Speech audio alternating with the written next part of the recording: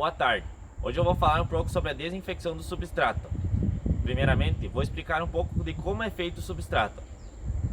Cada material ele é separado e passa por uma fase de amadurecimento. O não amadurecimento do material acarreta na criação de gases tóxicos ou alguns elementos tóxicos. Esses elementos fazem com que a semente não germine e a planta não cresça. Então, após essa fase de amadurecimento, os materiais são juntados e postos na peneira. A peneira tira os agregados maiores, assim fazendo com que os agregados maiores fiquem num determinado local. Após o material ser peneirado, ele é coletado da peneira e levado até a segunda fase, que é a fase de solarização.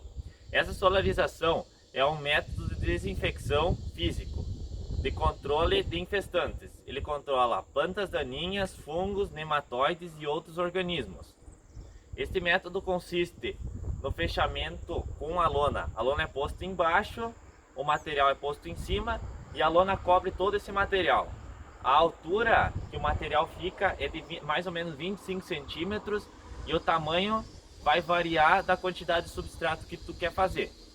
Então, essa lona vai entrar como uma estufa. Ela vai esquentar mais rápido o material e vai manter quente esse material por mais tempo, assim fazendo a desinfecção do material. A solarização é a combinação de um método químico, físico e biológico que acarretam na queda drástica na viabilidade de fungos fitogênicos. O aumento da temperatura do substrato solarizado depende de alguns fatores, como a insolação, a umidade e a estação do ano. Esses fatores farão com que aumente a temperatura ou baixe a temperatura. Quanto maior a altura desse sistema, menor a efetividade, precisando mais tempo de insolação para alcançar o objetivo. Outro fator importante para o funcionamento do método é a ativação microbiota, em que as camadas mais profundas do solo, onde o calor não é suficiente para inativar os fungos presentes, mas capaz de aumentar a microbiologia do solo e, consequentemente, tornar inativo os micro-organismos patogênicos.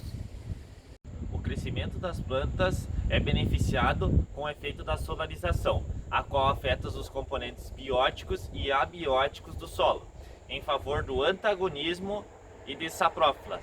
Promove a liberação de nutrientes nos substratos, como por exemplo o nitrogênio nas formas de amônio e nitrato, e o cálcio e o magnésio devido à morte de decomposição de partes da microbiota.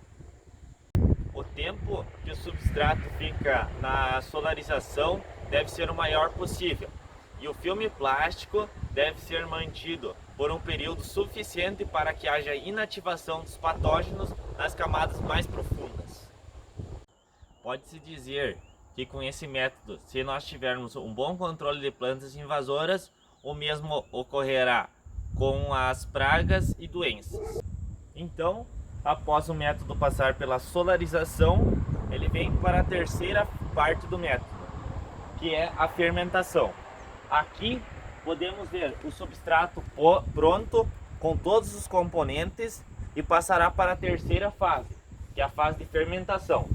O substrato que vem da solarização ele é amontoado e posto uma lona por cima para ocorrer a fermentação. Então, todos os patógenos, a parte de doença, de bactéria, fungo, planta daninha que ainda não foi inibida pela solarização, ela tende a ser inibida aqui, porque esse método da lona de fermentação ele vai ficar em torno de 5 a 6 meses fechado.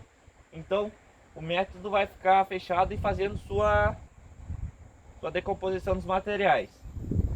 Após essa terceira fase do substrato, ele é ensacado e pronto para ser usado.